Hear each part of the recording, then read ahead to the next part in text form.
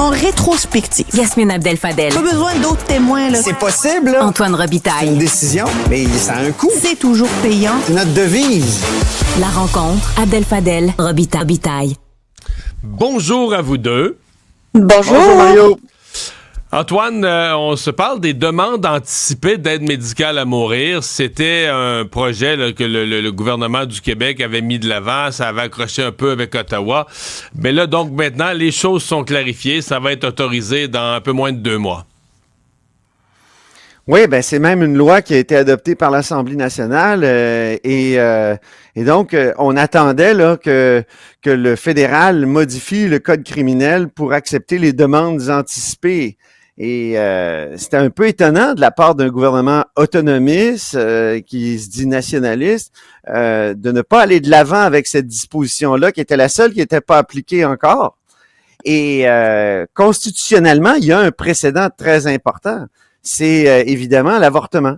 Dans les années 70, un ministre de la Justice péquiste, Marc-André Bédard, avait décidé qu'il n'y aurait pas de poursuite contre Morgenthaler, le médecin qui pratiquait des avortements. Ça faisait plusieurs fois que des jurys déclaraient que la loi était inapplicable, que le code criminel était inapplicable. Donc, on procède pas mal de la même façon.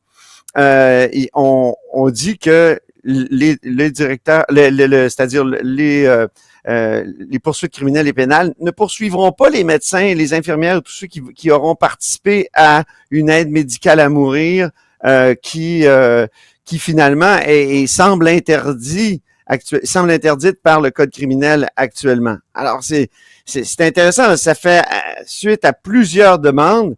Souvenons-nous d'une conférence de presse là, où il y avait Sonia Bélanger, Jean-François Roberge, Simon Jolin Barrette, puis là, il disait il faut absolument que le fédéral obtempère, modifie la loi, puis au fédéral, il n'y avait pas d'ouverture là-dessus, donc on va de l'avant.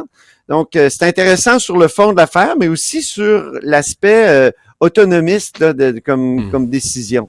Alors, on sait que c'est très attendu, ça. Oui. Ouais, Yasmine, les demandes anticipées, comme tout ce qui touche les gens avec des problèmes de santé mentale, à Ottawa, ça n'a pas été facile. On a reporté encore. Hein?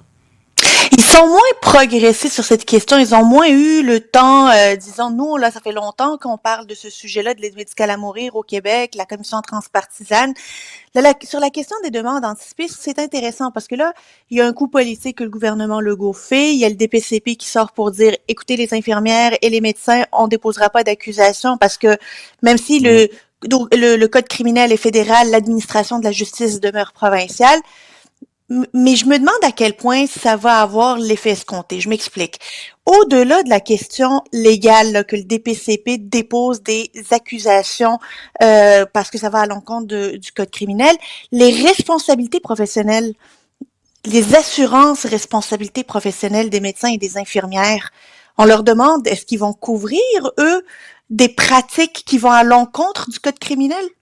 C'est ça pose une question, un gros point d'interrogation dans la tête des professionnels qui disent là, est-ce que je vais être couvert par mon assurance responsabilité? C'est mais une dans le cas des médecins, corrige-moi, civil. mais c'est pas en canadien, là. C'est pas vraiment un programme d'assurance comme un comité d'assurance. Et le Collège des médecins est d'accord? C'est pas Le Collège des médecins s'est exprimé. Ouais. Le Collège des médecins est d'accord, mais ensuite, c'est la responsabilité professionnelle d'un point de vue civil.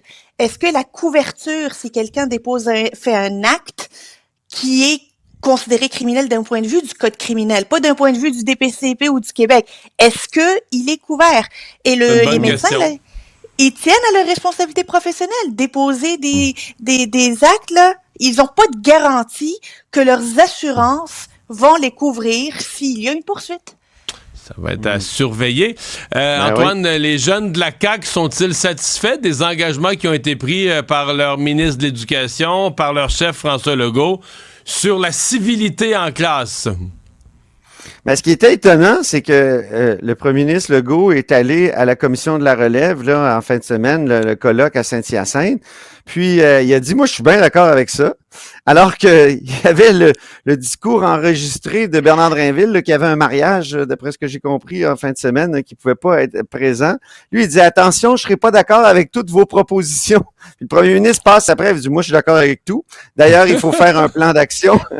Il faut faire un plan d'action là-dessus. Donc, c'est pas étonnant dans le fond, parce que ce que j'ai appris, c'est qu'il y a un des conseillers de M. Legault, qui est un conseiller jeune, qui a travaillé à l'élaboration du contenu du Congrès. Donc, c'est un peu cousu de fil blanc, tout ça. Mais Antoine, mettons, on oublie la politique. Là. Moi, je pense que François Legault, il est d'accord avec tout ça. Là. Le vouvoiement, puis plus de respect en classe.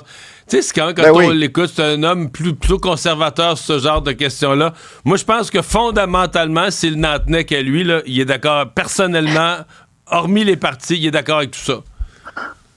Ben oui, absolument. Puis il y a un problème de civilité. Il y a personne qui peut nier ça actuellement. Et quand on rentre dans Google plan de civilité, le plan de retour à la civilité, c'est drôle. On tombe sur un autre plan de retour à la civilité, mais dans le milieu municipal. On sait qu'au mois de mars, la ministre avait annoncé un grand plan pour... donc, on a un problème de civilité dans notre société actuellement. Est-ce que c'est dû à la pandémie? Est-ce que c'est dû aux réseaux sociaux? C'est tout ça. Mais moi, je trouve quand même intéressant, même si c'est cousu de fil blanc, comme je l'ai dit, sur le fond, je pense que ça peut vraiment aider, mais c'est peut-être difficile aussi par un simple plan de lutter contre un problème social comme celui-là. Mais c'est déjà un début, hein? C'est déjà ça.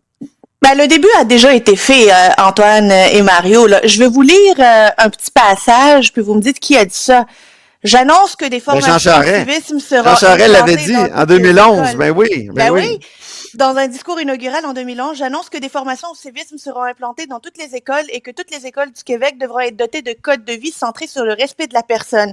Et j'estime comme premier ministre, mais aussi comme père de famille, que le vouvoiement devrait être de mise dans nos écoles.